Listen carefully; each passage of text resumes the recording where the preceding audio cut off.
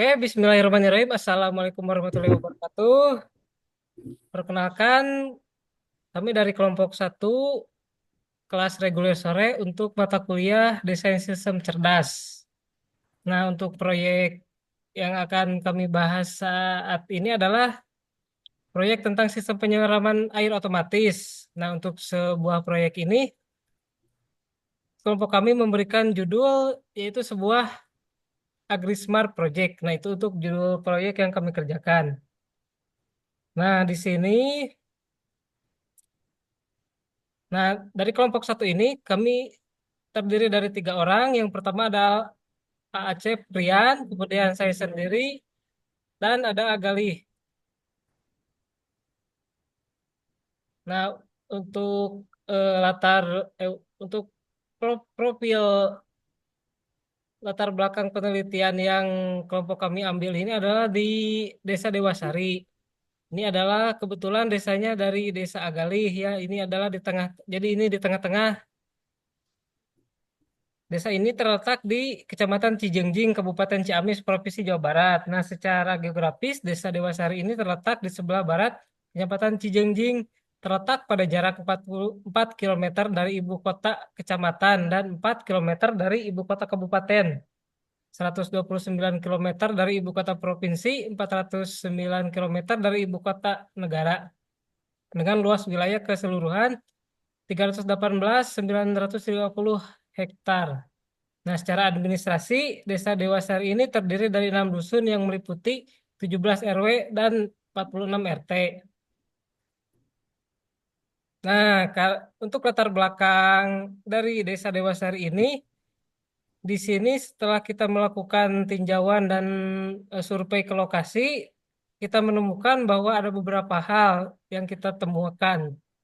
Nah, di antaranya adalah kebiasaan tidak menanam tanaman pangan pada musim kemarau karena takut tidak akan tumbuh dengan baik dan gagal panen. Dan sebagian petani masih tergantung dengan musim hujan untuk bercocok tanam. Jadi di Desa Dewasari ini saat musim kemarau itu tidak bercocok tanam para petani itu karena mereka punya ketakutan tersendiri tanamannya tidak akan tumbuh dengan baik. Yang nanti akan hasilnya adalah mereka takut untuk gagal panen. Nah, jadi sebagian petani di Desa Dewasari ini masih tergantung dengan musim hujan untuk bercocok tanam. Kemudian kita juga menemukan hal yang harus diperlukan di sana adalah kemudahan efisiensi waktu dan tenaga yang menjadi pertimbangan utama manusia dalam melakukan aktivitas. Nah, kemudian nanti yang akan berdampak pada ketidakpastian hasil panen pada musim kemarau ini ditambah dengan kemudahan mendapatkan bahan pangan dari pasar yang akan membuat banyak petani memilih untuk tidak bertani saat musim kemarau. Nah, ketergantungan pada musim hujan sebagai faktor utama dalam siklus pertanian juga masih sulit dihilangkan. Padahal dengan penerapan teknologi yang tepat, petani petani bahkan tetap bisa produktif di saat musim kemarau. Namun untuk zaman sekarang ini yang menerapkan gaya hidup modern yang menuntut efisiensi waktu dan tenaga seringkali menjadi kendala dalam mengadopsi teknologi tersebut.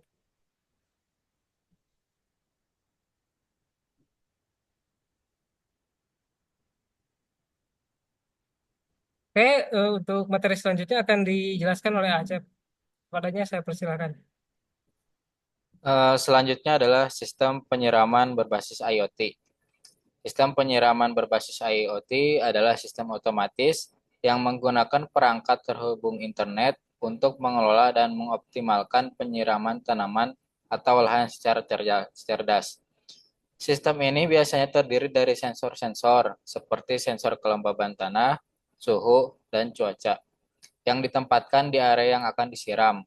Sensor-sensor ini mengumpulkan data lingkungan dan mengirimkannya ke platform IoT atau cloud untuk dianalisis. Berdasarkan data tersebut, sistem secara otomatis mengontrol aktuator seperti katup air atau pompa untuk mengatur waktu dan volume penyiraman secara optimal sesuai dengan kebutuhan tanaman.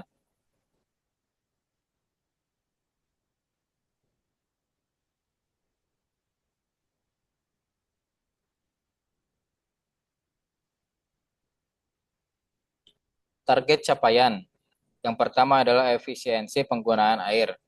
Dari permasalahan tadi yang sudah kami simpulkan bahwa jika musim kemarau, para petani itu tidak melakukan penanaman karena airnya itu sangat terbatas. Jadi alat ini kami buat untuk efisiensi penggunaan air. Jadi untuk musim kemarau pun para petani bisa menanam tanaman. Yang kedua adalah otomatisasi dan pengendalian jarak jauh. Eh, Contohnya adalah seperti di kampung-kampung, rumah petani itu sangat jauh dari kebun yang mereka miliki. Jadi untuk menggunakan aplikasi ini, petani bisa mengendalikan eh, mesin yang ada di hutan atau di kebun mereka dari jarak jauh dari rumahnya. Peningkatan kesehatan tanaman. Terus yang keempat, penghematan waktu dan biaya operasional. Yang kelima adalah pengumpulan dan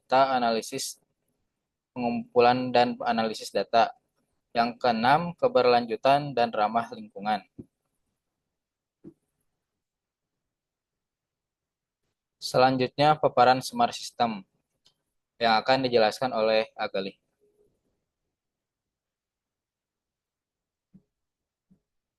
Ya. Assalamualaikum warahmatullahi wabarakatuh. Di sini saya akan menjelaskan tentang development tool ya untuk eh, penggunaan AgriSmart Project ini. Yang pertama kita harus menentukan microcontrollernya dulu terlebih dahulu. Ya ini ya fungsi microcontroller ini adalah untuk bertindak sebagai otak dari sistem yang menghubungkan semua komponen hardware dan menjalankan perintah berdasarkan input dari sensor. Contoh Arduino ESP32 atau Raspberry Pi yang memiliki konektivitas Wi-Fi atau Bluetooth untuk menghubungkan ke platform IoT. Ya bisa tiga-tiganya tentu bisa diterapkan. Tinggal kita memilih saja yang mudah untuk implementasinya. Yang kedua adalah sensor kelembaban tanah. Ini berfungsi untuk mengukur tingkat kelembaban tanah di area pertanian. Ketika kelembaban tanah turun di bawah ambang batas yang telah ditentukan, maka sensor ini akan memberikan sinyal untuk mengaktifkan sistem penyiraman. Jadi ketika kita apa turun ya, misalkan si pH tanahnya karena kekeringan, biasanya itu langsung kita dibikin sistem untuk otomatis menyiram gitu seperti itu. Jadi mengirimkan sinyal ke microcontroller untuk di si sinyal sensornya untuk menyalakan mesin itu otomatis, penyiraman otomatis. Jadi untuk contoh sensornya bisa menggunakan kapasitif atau restriktif ya. Contoh bisa biasanya dipakai untuk sensornya untuk ultrasonik bisa, sensor DTH 111 bisa gitu.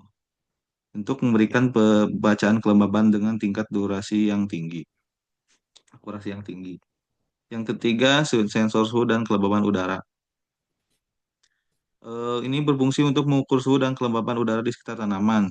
Nah, ini yang tadi saya jelaskan di eh, yang sebelumnya bisa DHT11 atau DHT22 yang dapat memberikan pembacaan suhu dan kelembapan udara secara bersamaan. Jadi bisa dua-duanya lah gitu atau salah satu. Next, untuk yang keempat adalah ada akuator atau katup air dan atau pompa. Ini berfungsi untuk bertanggung jawab mengendalikan aliran air berdasarkan perintah dari microcontroller. Sistem ini mengontrol katup air atau pompa untuk memastikan tanaman disiram sesuai dengan kebutuhan. Jadi si katup ini bisa dibuka tutup ya otomatis apabila eh, jadi nggak langsung si mesin itu nggak terus menyiram air gitu karena ada maksimalnya gitu. Jadi ada katupnya harus ada katup untuk membuka tutupnya. Contohnya adalah menggunakan relay modul untuk mengendalikan pompa atau solenoid valve untuk membuka dan menutup aliran air secara otomatis. Yang keempat adalah power supply. Ya, ini power supply berfungsi untuk menyediakan daya untuk seluruh sistem, terutama untuk microcontroller, sensor, dan akuator. Power supply yang digunakan harus cukup untuk memastikan sistem berjalan stabil dan efisien. Nah, yang ini pastilah butuhkan listrik ya, power supply untuk menghidupkannya. Jadi bisa pakai adaptor DC, ini bisa ada contohnya, atau baterai yang dapat bertahan lama dalam kondisi outdoor. Ya, bisa pakai aki juga biasanya gitu. Untuk yang keenam ada platform IoT. Nah, ini menggunakan Blink atau MyQTT. Menyediakan infrastruktur cloud yang memungkinkan komunikasi antara perangkat sensor dan akuator dengan aplikasi pengguna data dari sensor dikirim ke platform IoT untuk dianalisis dan proses. Nah, ini bisa harus terintegrasi ya dengan internet atau WiFi, bisa via jaringan WiFi untuk dan bisa menggunakan apa dashboard. Tampilan dashboard bisa menggunakan website atau Node-RED ya, bisa dengan link juga bisa itu. Jadi connect ke apa MQTT sebagai database-nya. Next.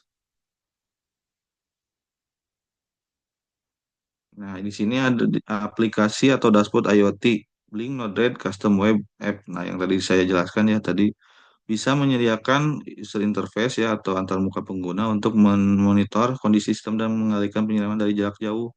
Jadi kayak ada aplikasinya gitu ya untuk mengontrol. Jadi bisa via WiFi otomatis kita dipencet bisa atau biasanya di custom waktu gitu, bisa di custom waktu juga. Dan selanjutnya ada teknologi kecerdasan buatan dan analisis data. Menggunakan teknologi machine learning untuk memprediksi kebutuhan air berdasarkan data historis kelembaban tanah, tadi datanya suhu, kelembaban udara, dan pada pola cuaca itu sangat penting ya untuk datanya. Karena itu untuk mengacu pada penggunaan si mesin Agri Smart ini. Yang terakhir adalah alat kolaborasi dan pengembangan proyek. Ya, nah, ini bisa kita hubungkan ke GitHub, platform atau platform lain ya untuk menyimpan kode source code, melakukan version control dan kolaborasi tim dalam pengembangan software. Trello adalah platform itu untuk manajemen proyek berbasis papan yang memungkinkan tim untuk merencanakan dan melacak kemajuan proyek. Jadi ini buat pengembangannya ya bisa biasanya paling umum itu GitHub ya, karena GitHub enak tuh untuk deploy-nya nggak susah gitu. Kalau Trello saya kurang ini sih, yang biasa dipakai itu adalah GitHub ya. Selanjutnya next yang akan selanjutnya akan dijelaskan oleh Acep. Selanjutnya adalah proses kerja smart system penyiraman berbasis IoT. Yang pertama adalah pengumpulan data. Sensor kelembaban tanah, suhu, dan kelembaban udara mengumpulkan data lingkungan secara terus-menerus dan mengirimkannya ke mikrokontroller. Selanjutnya adalah pemrosesan data. Data dari sensor diproses oleh mikrocontroller dan dikirimkan ke platform IoT seperti Blink atau MQTT untuk dianalisis lebih lanjut. Analisis menggunakan machine learning dan algoritma berbasis cuaca untuk memprediksi kebutuhan penyiraman. Selanjutnya, otomatisasi penyiraman. Berdasarkan data yang dianalisis, sistem mengirimkan perintah ke aktuator, pompa, atau katup air untuk mengaktifkan atau menonaktifkan aliran air sesuai kebutuhan. Selanjutnya, pemantauan dan pengendalian jarak jauh. Pengguna dapat memantau dan mengontrol sistem melalui aplikasi IoT seperti Blink atau aplikasi web custom. Memantau status sensor, mengubah pengaturan, atau mengendalikan pompa dan katup air. Selanjutnya, penyimpanan data dan analisis lanjutan. Data yang dikumpulkan dan dianalisis dapat digunakan untuk perencanaan pertanian jangka panjang, serta untuk meningkatkan efisiensi dan keberlanjutan sistem penyiraman.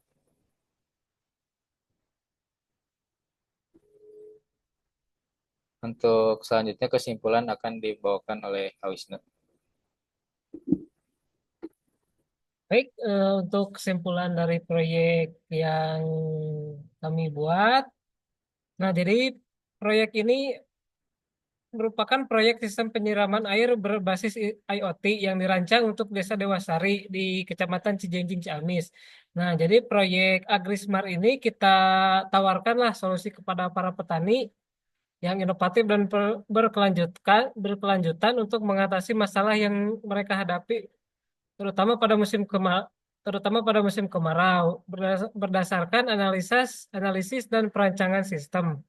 Nah, jadi tujuannya dengan penerapan sistem penyiraman berbasis IoT ini diharapkan Desa Dewasari dapat membuka jalan bagi pertanian yang lebih modern, efisien, dan berkelanjutan, yang nanti output pada akhirnya akan meningkatkan kesejahteraan para petani dan keberlangsungan ekosistem pertanian di daerah tersebut.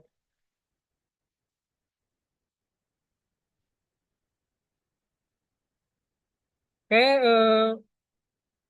saya ucapkan terima kasih kepada rekan-rekan saya yang telah